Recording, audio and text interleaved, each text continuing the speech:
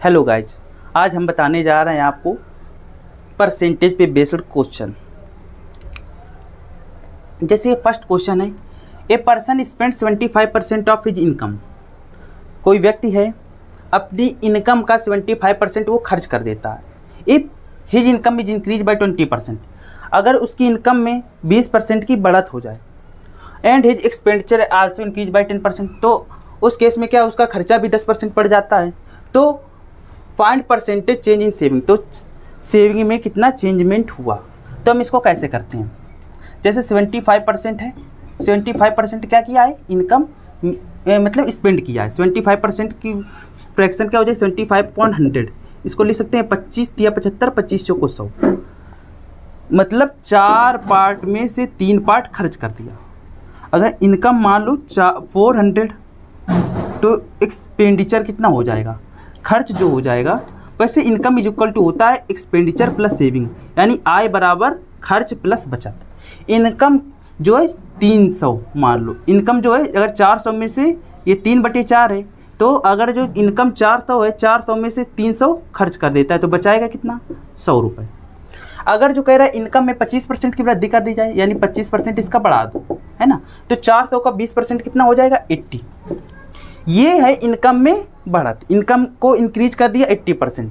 तो कह रहा है उसका जो खर्च है, यानी इसका एक्सपेंडिचर है, वो भी 10% बढ़ जाता है। तो इसका 10% कितना हो जाएगा, 300 का 10% होता है 30। अगर जो इनकम अगर जो 80 बढ़ गई, तो खर्च करेगा 30, तो बचाएगा कितना, 50 बचाएगा। वो 50 किससे बचाएगा, सेविंग से, है ना। तो 50 जो है 100 का कितना परसेंट है, हम कहेंगे 50 जो है 100 का कितना परसेंट है, तो क्या लिखेंगे, 50%। तो ये सेविंग में चेंजमेंट है, यानी सेविंग उसकी बढ़ जाएगी। Change in saving, change in saving, saving में चेंज कितना है, 50%। इसे लाइन मेथड से भी कर सकते हैं। लाइन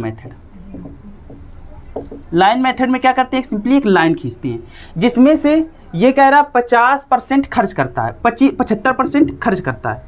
अब 75% खर्च करते हैं, तो हम क्या कहेंगे, 4 में से 3 खर्च करता है, तो इनकम की जो खाने बनेंगे वो 4 बनेंगे।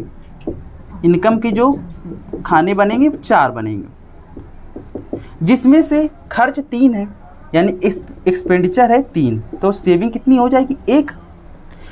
अब कह रहा है इनकम को इंक्रीज किया 20%, तो सब में हम 20 बढ़ा देते हैं, तो ये कितना हो जाएगा टोटल, 20 20 60 20 20 40 20 60 20 80, ये 80 बढ़ गया।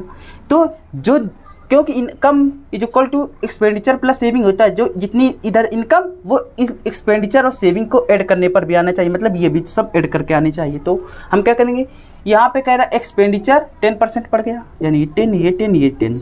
अगर ये 30 बढ़ गए, ये 30 है, ऊपर कितना 80, तो यहाँ बचेगा कितना, बाकी 50, तो ये 50% आ गया। इसे बाय मेथड ऑफ एलिगेशन भी कर सकते हैं। कैसे, जो इनकम है वो एक्सपेंडिचर और सेविंग का ही एवरेज होता है। मीन्स हम कह सकते हैं इनकम एक्सपेंडिचर को जोड़ दो, जो उसका एवरेज आएगा वो इनकम होगा। अगर जो ये एक्सपेंडिचर और सेविंग का रेशियो निकाल लेते हैं, जैसे कि इनकम 4 थी, जिसमें से खर्च कितना किया, 3। अगर खर्च 3 है, तो बचाएगा कितना, बचाएगा, अगर 4 पार्ट इनकम है, 4 में से 3 खर्च किया, तो बचाएगा 1। तो यहाँ पर इसका एवरेज कितना आएगा, वो इनकम होगी। इनकम में अब इनकम में कितनी वृद्धि कर दी, इंक्रीज बाय 20%। अगर इनकम में 20% वृद्धि कर दी, तो खर्च जो है एक्सपेंडिचर इज आल्सो 10% इंक्रीज कर दिया, खर्च में भी 10% इंक्रीज कर दिया, ठीक है। तो 20, ये क्या होता है, ये बीच, ये जो वैल्यू होती है बीच वाली होती है, यानी ज़्यादा वाले से कम और कम वाले से ज़्यादा। जैसे ये 10 है, 20 में से 10 घटाओ, तो यहाँ आएगा 10। अब यहाँ पर ये 1 की वैल्यू, अब यहाँ 3:1 है, जो ये जो रेशियो ये वही नीचे भी रेशियो आना चाहिए, यानी 1 की वैल्यू 10, तो यहाँ 3 की वैल्यू 30। अब हमने क्या किया, ये वाली वैल्यू इससे ज़्यादा, लेकिन ये वाली वैल्यू इससे कम। हमने क्या किया, 20 में 10 घटाया, तो ये 10 आया। तो हम 20 किस वैल्यू में घटाएं कि 30 आ जाए, तो हमने क्या किया, यहाँ पे होना चाहिए था 50। अगर 50 हो जाए, 50 में 20 घटाएंगे तो 30 आ जाएगा। तो सिंपली हम कह सकते हैं सेविंग में कितना चेंजमेंट हुआ, यानी सेविंग में चेंजमेंट हुआ, यानी बचत में वृद्धि कितनी की हुई, 50% की। तो 50% मेरा आंसर आ गया। इसको भी इसी प्रकार से कर सकते हैं इन सब मेथड से, तो हम लाइन मेथड का यूज कर रहे हैं। जैसे income of a person is 80% more than his expenditure, तो यहाँ पर 80% more than his expenditure, income जो है वो 80% ज़्यादा है। अच्छा 80% की फ्रैक्शन कितनी होती है, 80/100 मीन्स ये हो जाएगा 4/5, ये हो जाएगा 4/5। इनकम कितनी ज़्यादा है, यानी 5 क्या है एक्सपेंडिचर, एक्सपेंडिचर है 5। देखो ऐसा इनकम देखो इनकम जो है 5, इनकम कितनी ज़्यादा है 80% ज़्यादा है। अगर जो ये 5 है एक्सपेंडिचर, ये है एक्सपेंडिचर बेस वाली वैल्यू, तो खर्च कितना 4 ज़्यादा यानी 9 हो जाएगा।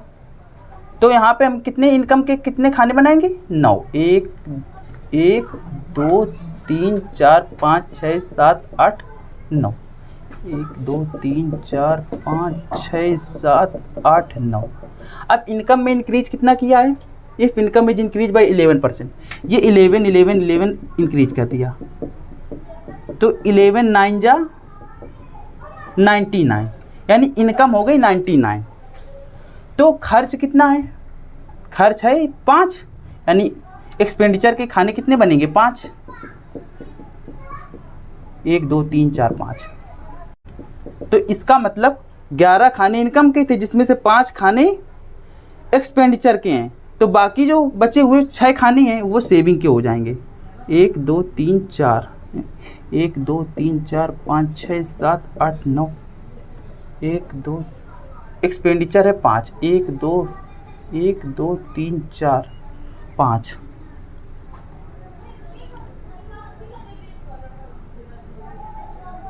सॉरी हाँ यहाँ पर हाँ 4 खाने उसके हो जाएंगे सेविंग के। अब यहाँ पर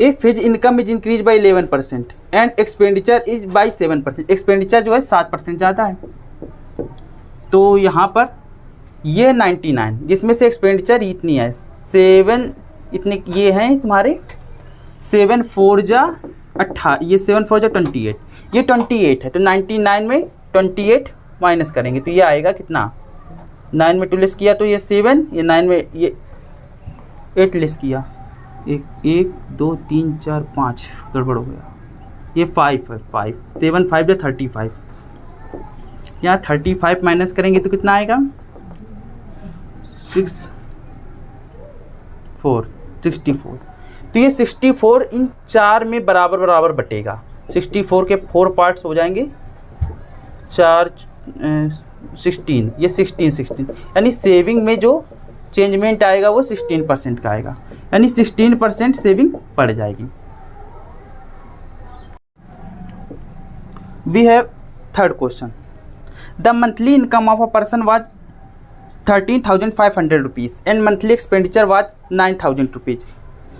एक व्यक्ति है जिसकी मासिक आय, जिसकी मंथली इनकम यानी मासिक आय है 13,500 और उसका खर्च है 9,000।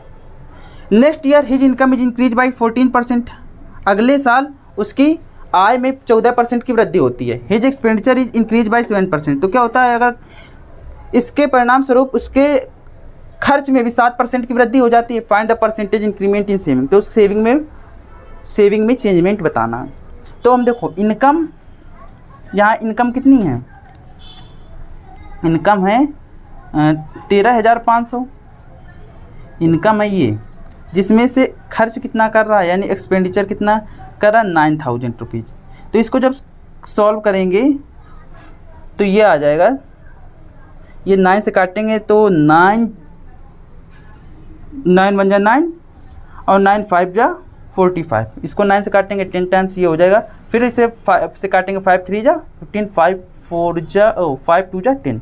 तो इनकम और सेविंग का इनकम और एक्सपेंडिचर का रेशियो आया 3:2, यानी इनकम के 3 खाने, इनकम के 3 खाने।